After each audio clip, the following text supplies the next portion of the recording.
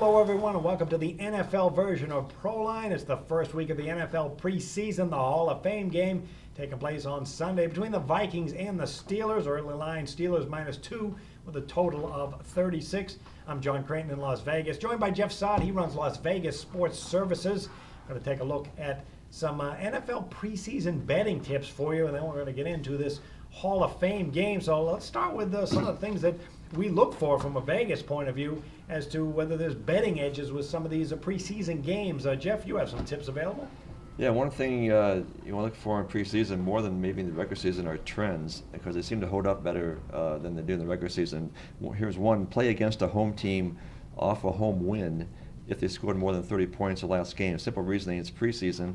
The team would be satisfied after an impressive performance at home. Everyone's generally happy, the coaching staff, fans, front office, so that means there's less incentive for a good performance the next week. The record in this since 1983 is 35-21 against the spread. So once again, play against a home team off a home win if they scored more than 30 points. All right, I'll take a look at home field because, you know, while home field is a big edge during the regular season, it's less so, or can be less so historically during preseason, particularly in week 4, because when the odds makers are making their betting numbers for week 4 of preseason, there's really not much to go on. We know that the coaches don't really care about week 4. They basically start just their third and fourth stringers, their starters. They're going to rest because they want to get prepared for week 1.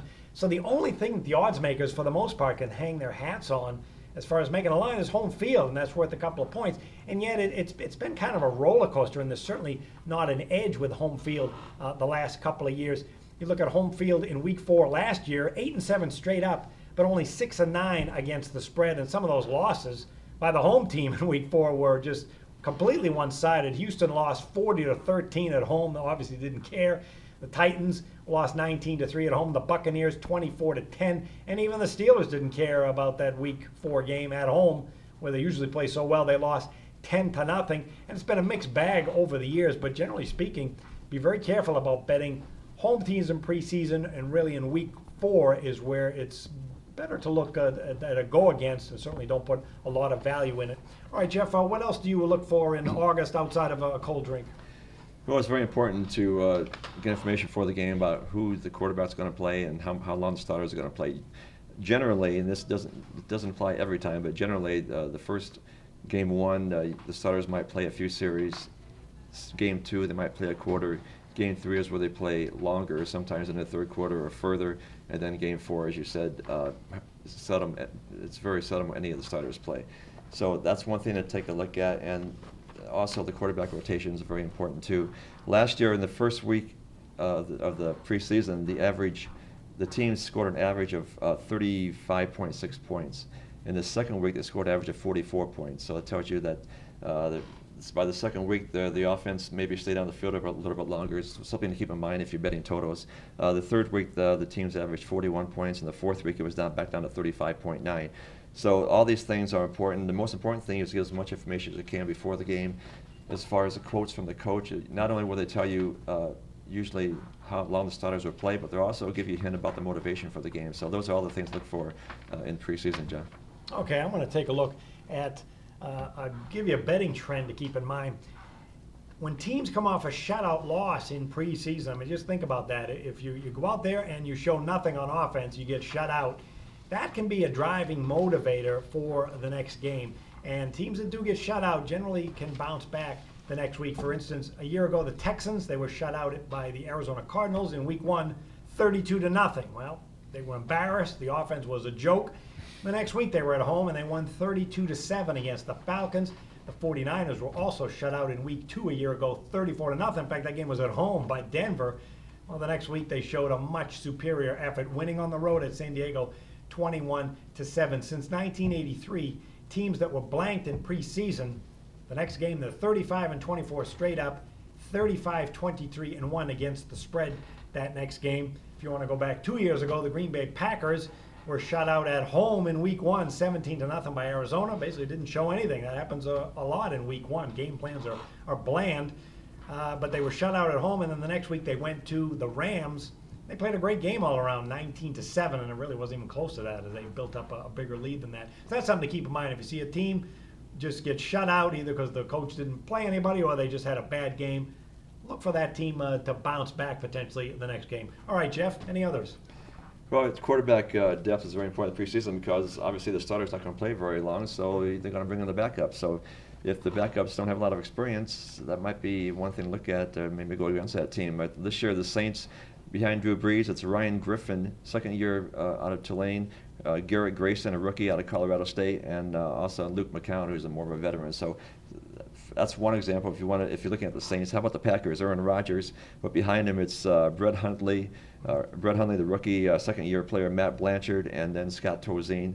And then Seattle, they're all in with Russell Wilson. The only backup right now is R.J. Archer, who's he's played 1 year at, well, he didn't really play, but he's out of William & Mary. And then the Browns, of course, they're pretty much their starter is a backup. They really don't have much. they really don't have much depth there at all. And Josh McCown, Connor Shaw, Thad Lewis, and of course Johnny Manziel. We're not sure what's going to happen there. So those are all other things to look for in the preseason. If there's not much experience or talent behind the starter, you have to take that into. That's a major factor as far as picking the game. Yeah, the Browns have cornered the market on fifth-string quarterbacks. Nobody's better than they are. Yeah, they just can't get a break there. Yeah, I know in the draft they certainly can't. Coaching, too, is very important for preseason because you got so many players. They need to be organized. They need to be taught various roles each week. There's so much specialization with special teams and defense and guys who come in just nickel backs on third down and run stuffers and so forth. You got so many players you have to deal with that head coaching, even in preseason, is extremely important to have guys organized. And look at some of the head coaches that have done very well. Belichick, 42-31 straight up, 40-29 against the spread in preseason. Pete Carroll always seems to have his teams ready to go in preseason. 22-10-1 spread mark, and that covers a couple of teams that he's been with, Patriots, Jets, and now Seattle. Jeff Fisher actually has a winning record in preseason. Tom Coughlin, been around a long time, very astute coach, 42-32-4 against the spread. Some of the worst coaches as far as preseason, Jim Caldwell, the Lions, 5-11 against the spread. Ken Wisenhunt, 9-17-3 against the spread. Doesn't seem to give a damn at all about preseason. All right, before we get to the Hall of Fame game, if you want to get free winners sent right to your text, to your cell phone every day via text, it's free to sign up. You go to winner@313131. And also, let's check in before we get to the Hall of Fame game with the Vikings Steelers. Let's check in with Jim Feist, who has been watching some of the offseason moves with the NFL. Now, granted, when you talk about draft choices and number 1, number 6, or 7th round or all that, we don't really know how these guys are going to play out in the NFL. Most of the guys that come into the NFL, especially these top draft choices at quarterback, like Johnny Manziel, they bust out. They're not that good at this level. But we don't know that until they turn the clock on and give them the ball and put them out on the field in regular season games. We'll find out. But there are a lot of movements with free agents, and that makes a big difference. So what I've been doing is I look at the roster changes, who added what, the coaching changes, which is very big because they not only change head coaches, they change offensive and defensive coaches as well. So, and those guys usually come from other teams, so that creates a void. So I look at those voids as well as where they're going and how they're going to change the custom and the culture of the new team as well. There are some games on week 1 that I have already made some strong moves on, and I want you to get those plays, and I want you to get them now. They're going to be up and available today at jimfeist.com. Now, there's also a free play line right here on the screen. Make sure you call that each and every day. We do have free plays that we give out. But if you want those big plays up and available right now at jimfeist.com, make sure you go to the site now.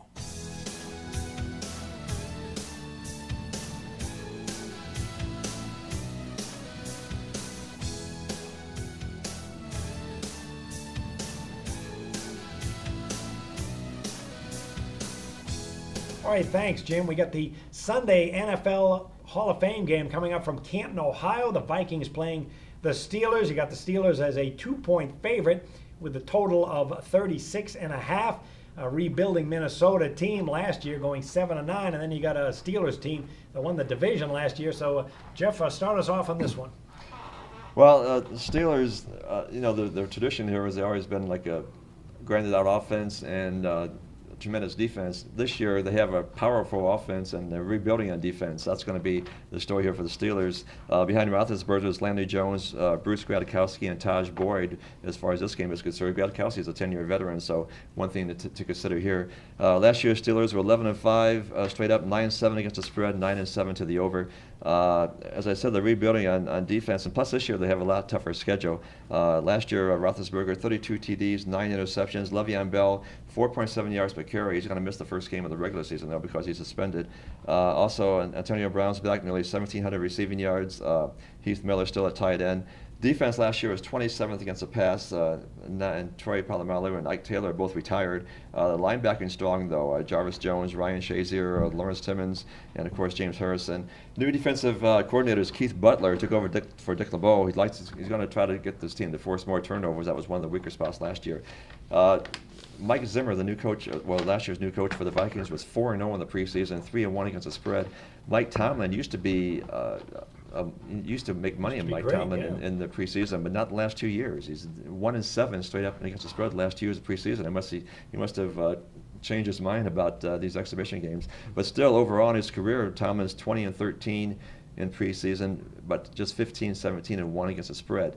So it's hard to go against another reason for you might want to go with the Vikings here is because they had that debacle last year regarding Adrian Peterson. They might want to get off to a positive start this year, get their fans in a good mood, get everybody, make everybody happy early. So we have motivation going here for the Vikings, plus the fact that Zimmer was 4-0 last year in the preseason, Jeff. Yeah, I'm going to concur on that. I kind of like the Vikings in this one because he was a new coach last year. New coaches, we give special treatment pay special attention to them in preseason because they want to look good in front of their players, in front of their new fans, and even the people who just hired them. And Mike Zimmer was a great example. He was terrific last year in preseason.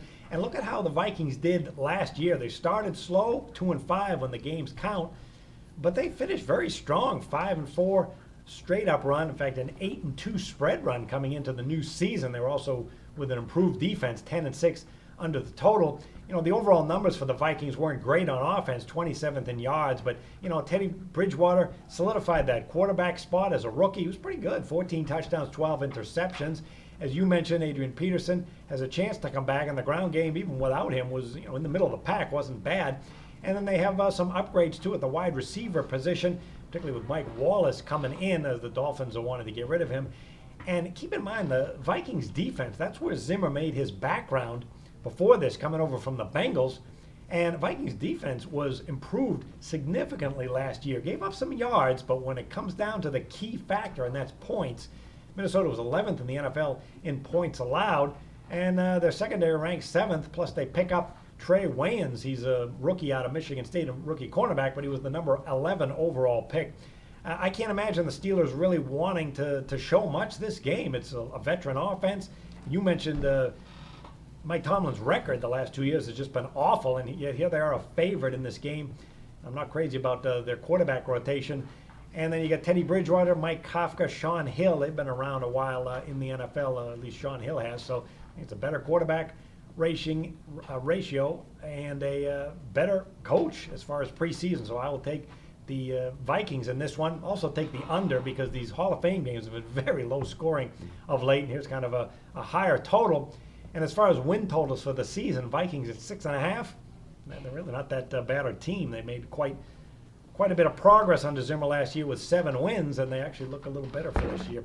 All right, let's get into some of these quarterback rotations to see what are some of the good ones and what are some of the bad ones. I'm going to start with what look like pretty good quarterback rotations for NFL preseason. The Baltimore Ravens, Joe Flacco, maybe he's not going to play much early, but they got Matt Schaub behind him, an experienced veteran who has been a starter quite a bit in his career.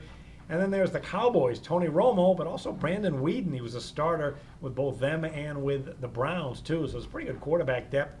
Houston Texans, while they're searching for a quarterback, they got some decent options as far as experience, Ryan Mallett and Brian Hoyer. And then the Philadelphia Eagles, in this offseason, Chip Kelly certainly cornered the market with quarterbacks. Mark Sanchez, Sam Bradford, Tim Tebow, Matt Barkley, G.J. Kinney. So they're loaded as far as quarterback experience and flexibility for the preseason. Jeff, you get the nod for some of the weaker rotations. Well, as I mentioned, we had some teams, the Saints, the Packers, they have the great starting quarterbacks, but not much behind them. And then Seattle, the same way with the Seahawks. So those are the things you have to look for. Also, I was going to mention about totals. Sometimes the totals get down there to about 32 or 33. That's very low. And when you have these preseason games, and when you have second, third string quarterbacks, fourth string quarterbacks, and the rest of the team too, all it takes is a fumble in the end zone or a ridiculous turnover or things like that. You get an easy 7 or 14 points. So when the total gets too low, like 32 or 33, when they post you might want to be careful with those, because anything could happen in these games, because you have players that haven't played much and they don't know the plays, and you can get a quick 14 points. That's another thing to keep in mind here in the preseason, John. All right, and if you want to get on board for some August specials before the rates go up, Jim Feist has an early bird special. Get the entire 4 weeks of NFL preseason, all 4 weeks for $29. It's going to include his NFL preseason game of the year. You can get that just by calling the number on your screen. And Jeff Saad, he runs Las Vegas Sports Services. Jeff, you also have a big special at a reduced rate. Yeah, you get the entire preseason, all the entire month of August, the entire preseason, just $19. And all you have to do is call the number on your screen called LVSS, and you get it all for just $19. Just call 1-866-575-8916. Get the entire preseason, just $19 the entire preseason. All right, enjoy the Hall of Fame game, preseason game, everyone. We're going to see you next week with another edition of Proline, direct from Las Vegas, and good luck with the games, everyone.